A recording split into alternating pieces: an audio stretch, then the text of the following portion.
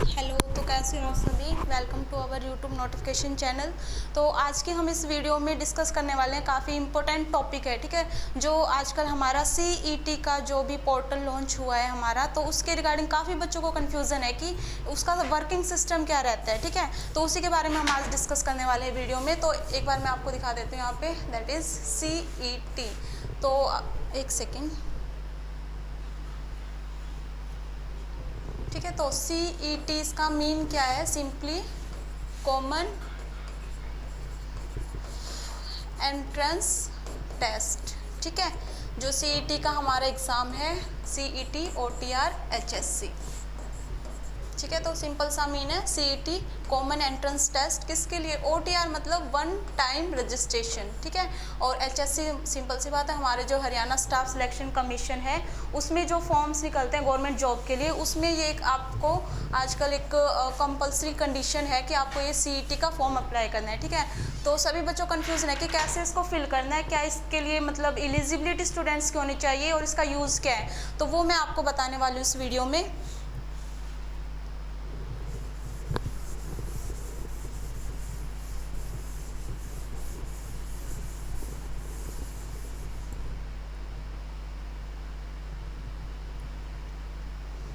ठीक है। तो सबसे मेन बात तो यही है कि जो ये CET का आपका है ये सिर्फ HSC के लिए है, ठीक है। HSC note SSC। तो इनमें तो आपको डिफरेंस पता होगा ना। जो हरियाणा का, सिर्फ हरियाणा में जो गवर्नमेंट वैकेंसीज निकलती है उनके लिए वैलिड है ये, ठीक है। सेंट्रल गवर्नमेंट से इसका कोई लेना देना नहीं है। तो ऑब्वियसली अगर SSC का कोई फॉर्म आप अप्लाई करें हैं तो आप इसे नेगलेक्ट कर दीजिए, ठीक है। CET का इसका कोई फंडा नहीं है।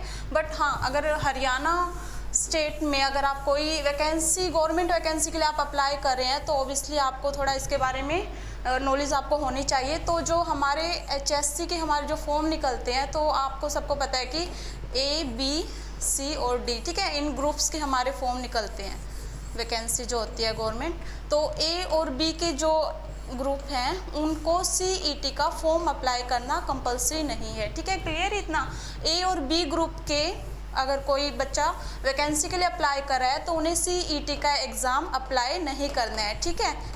बट हाँ, C और D ग्रुप की पोस्ट के लिए अगर कोई फॉर्म अप्लाई कर रहा है हरियाणा में गवर्नमेंट जॉब के लिए, तो उन्हें CET का फॉर्म अप्लाई करना कंपलसरी रहेगा, ठीक है। इसका मतलब क्या प्रोसीजर है वो भी मैं एक बार आपको बता देती हूँ। तो इतना आपको क्लियर है। SSC के लिए आपको रिक्वायरमेंट नहीं है CET की।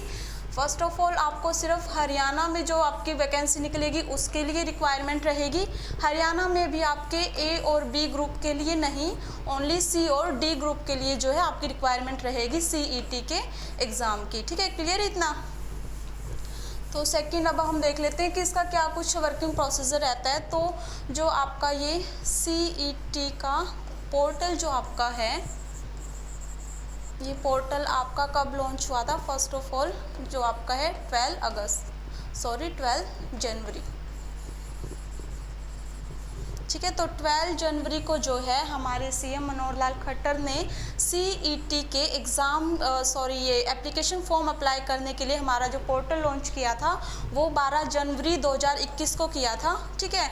और इसमें आपको पता है कि 12 जनवरी को क्या आता है वैसे हमारा, मोस्टली तो आप GK पढ़ते होगे तो आप लोगों को पता होगा कि जो हमारा यूथ फेस्टिवल है वो भी क्या होता है, 12 जनवरी को मनाया जाता है। तो इसलिए कि GK का क्वेश्चन भी आपके लिए काफ़ी इंपॉर्टेंट हो जाता है। और आपको ये भी इसमें याद हो जाएगा कि हमारा जो CET का पोर्टल जो लॉन्च हुआ था वो 12 जनवरी को हुआ था, ठीक है। तो ये आपके GK में भी आपका क्वेश्चन आ सकता है अगर कोई पूछे तो, ऑब्वियसली कि 12 जनवरी 2021 को हमारे जो हरियाणा के CM हैं मनोहर लाल खट्टर, उन्होंने CET का पोर्टल जो है लॉन्च किया था, ठीक है, जिस दिन यूथ फेस्टिवल हम बनाते हैं। तो इतना क्लियर है। इसका अगर आप मतलब CET का फॉर्म आप कैसे भर सकते हैं, ओबियसली आप HSC की ऑफिशियल वेबसाइट पर जाकर इसका फॉर्म अप्लाई कर सकते हैं, ठीक है। CET का फॉर्म आप HSC की ऑफिशियल वेबसाइट पर जाकर कर सकते हैं। अगर आप अपने मतलब फ़ोन के किसी भी ब्राउज़र में अगर आप सर्च करेंगे तो सिंपली आपको फिल करना है CET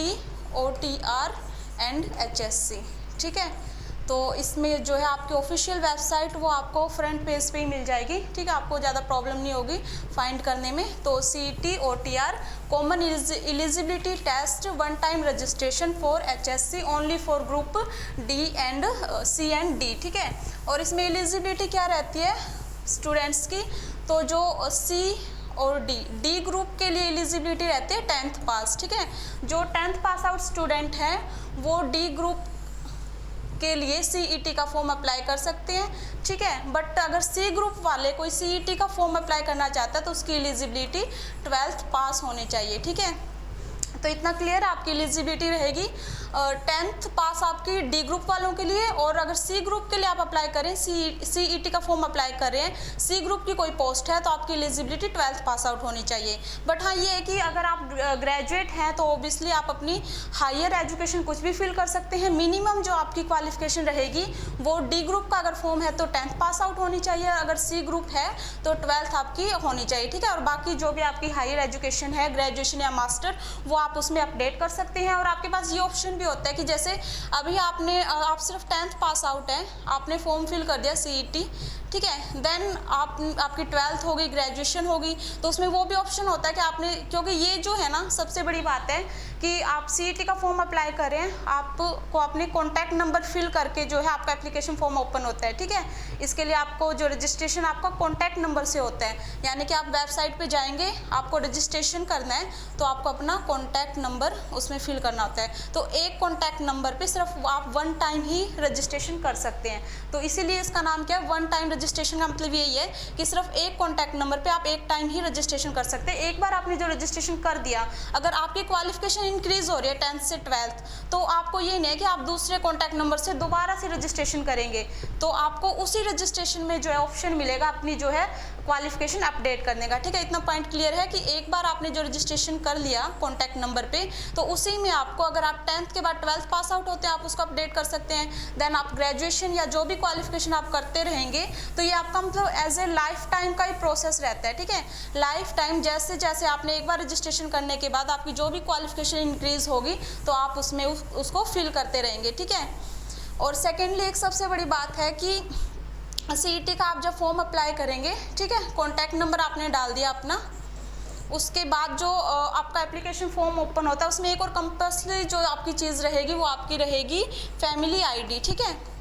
तो ऑब्वियसली अगर सब ने बनवा ली है तो आपके लिए बेटर ऑप्शन है, अदरवाइज अगर जिसने नहीं बनवाई है तो उनके लिए ये नॉलेज है कि अपनी जो फैमिली ID आप प्लीज़ उसे कंप्लीट करवा लीजिए, अदरवाइज आप CET का फॉर्म अप्लाई नहीं कर सकते, ठीक है। तो ये भी एक बच्चों के लिए थोड़ा टफ है, उनके लिए कि जो मतलब फैमिली से अलग रहते हैं या मतलब जो आउट ऑफ स्टेट हैं तो उनको थोड़ी सी दिक्कत आएगी भी कैसे एडजस्ट करेंगे, क्योंकि जो हरियाणा के रेजिडेंट्स है बेसिकली तो उनकी तो फैमिली ID बनने में कोई इशू नहीं आता।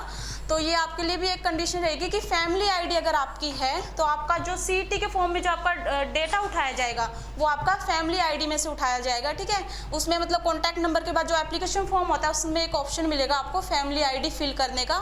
जब आप उसमें फैमिली ID अपनी फिल करेंगे देन आपका जो बाकी का डाटा है वो अपने आप वहाँ से उठा लेगा। अगर आपकी फैमिली ID नहीं है तो CET के फॉर्म अप्लाई करने में आपको थोड़ी प्रॉब्लम आएगी, ठीक है।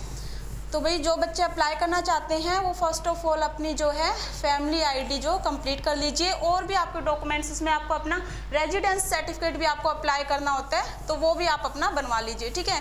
अब बात करते हैं कि जैसे CET का जो आपका फॉर्म है उसकी फ़ीस क्या रहेगी। इतना क्लियर है सिर्फ C और D ग्रुप के लिए और HSC के लिए, ठीक है, इतना क्लियर है। First of all HSC, then C और D ग्रुप के लिए 10th eligibility, then 12th eligibility, उसके बाद जो है, ठीक है, CET का जो अगर फॉर्म आप अप्लाई कर रहे हैं तो फैमिली ID आपके लिए कंपलसरी रहेगी।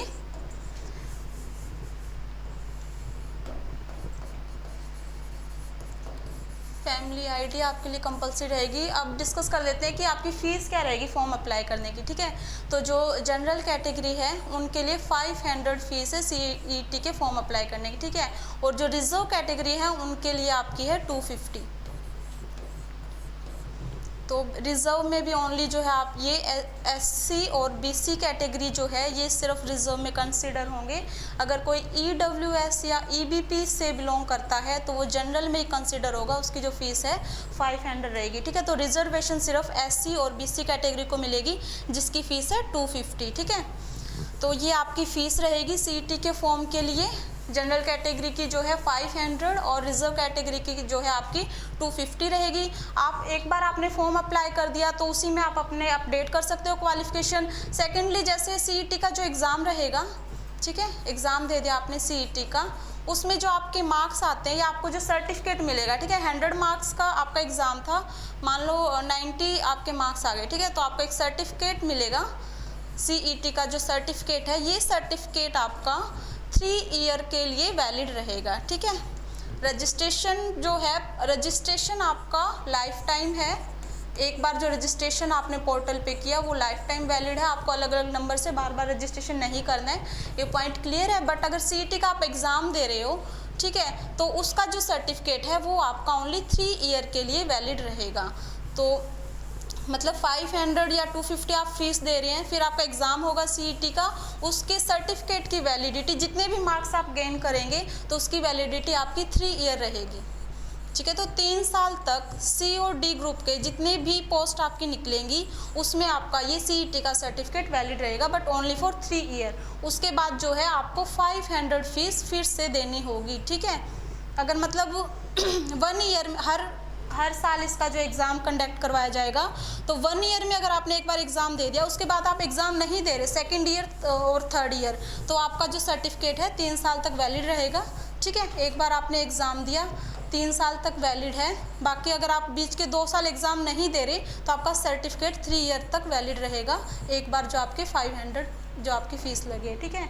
बट हाँ, ये है कि अगर आप अपने मार्क्स इंक्रीज़ करने के लिए हर साल आप एग्ज़ाम देना चाहते हैं, मतलब 90% आपके आगे 1 ईयर में आप इंक्रीज़ करना चाहते हैं, आपके मतलब पोस्ट में सिलेक्शन नहीं हो रहा है, आपको लग रहा है कि आपके मार्क्स मान लो यहाँ पे 70 है 1 टाइम में, तो इसमें आपके अगर कुछ मतलब आपको कोई बेनिफिट ही नहीं हो रहा, तो ओबियसली आप 3 ईयर तक वेट थोड़ा ना करोगे। तो मार्क्स इंक्रीज़ करने के लिए अगर आप सेकेंड ईयर भी एग्ज़ाम दे रहे हो, ठीक है, यानी कि सेकेंड ईयर में आपके 80% आ गए, लेकिन आप जो ये एग्ज़ाम दोगे ना, इसके लिए आपको दोबारा से 500 जो आपकी फ़ीस लगेगी, ठीक है। बट जितनी बार भी आप एक बार एग्ज़ाम का जो सर्टिफिकेट आप गेन करोगे वो आपका 3 ईयर तक वैलिड रहेगा। हर साल इसके एग्ज़ाम रहते हैं और साल में आप जितनी बार दोगे उतनी बार आपको जो आपकी फ़ीस आपको पे करनी पड़ेगी, ठीक है। और इसका बेनिफिट ये रहता है, मैं बता देती हूँ आपको,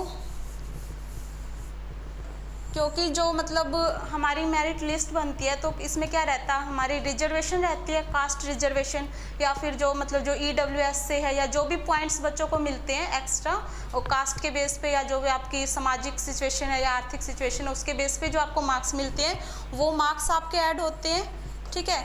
प्लस में अब आगे से जो है सीईटी में जो आपने परफॉर्मा आपका रहा, जो आपके मार्क्स रहे वो ऐड होंगे। इन दोनों के मार्क्स ऐड होकर जो आपकी टोटल परसेंटेज बनेगी उसके बेस पे जो आपकी मेरिट लिस्ट तैयार होगी, उसमें जो बच्चे जो हैं इस मेरिट लिस्ट में जो भी बच्चे क्वालिफाइड रहेंगे हायर मार्क्स से, तो उन बच्चों को जो भी पोस्ट आपकी निकलेगी CD की, जिस भी मतलब जो भी आपकी कोई वैकेंसी निकलेगी, उन बच्चों को, उन्हीं उम्मीदवारों को उसमें जो है बुलाया जाएगा, ठीक है। तो ये बेनिफिट है कि ये वाली आपको रिजर्वेशन मिल रही है परसेंटेज, इट्स ओके। सीईटी में भी अगर आपका परफॉर्मा अच्छा है तो इसकी भी आपको वेटेज मिलेगी, दोनों की वेटेज मिला के इसमें जो बच्चे जो है टॉप उसमें रहेंगे, ठीक है, उन बच्चों को ही जो पोस्ट निकलेगी उसमें इंटरव्यू के लिए या फिर एग्ज़ाम देने के लिए बुलाया जाएगा। तो ओबियसली ये कंपलसरी ही रहेगा C और D ग्रुप के लिए, अगर आप सीईटी का फॉर्म अप्लाई करना चाहते हैं देन। तो आपको आई थिंक कि समझ आ गया होगा कि क्या क्या इसकी वर्किंग है, कैसे आप अप्लाई कर सकते हैं, एलिजिबिलिटी क्या है, फीस वगैरह की क्या रहती है। अगर फिर भी अगर आपको कोई इशू आ रहा है तो आप कमेंट बॉक्स में जो है मेंशन कर दीजिएगा, इसके ऊपर हम एक और वीडियो के नेक्स्ट टाइम डिस्कस कर लेंगे। ओके, तब तक के लिए थैंक यू, बाय।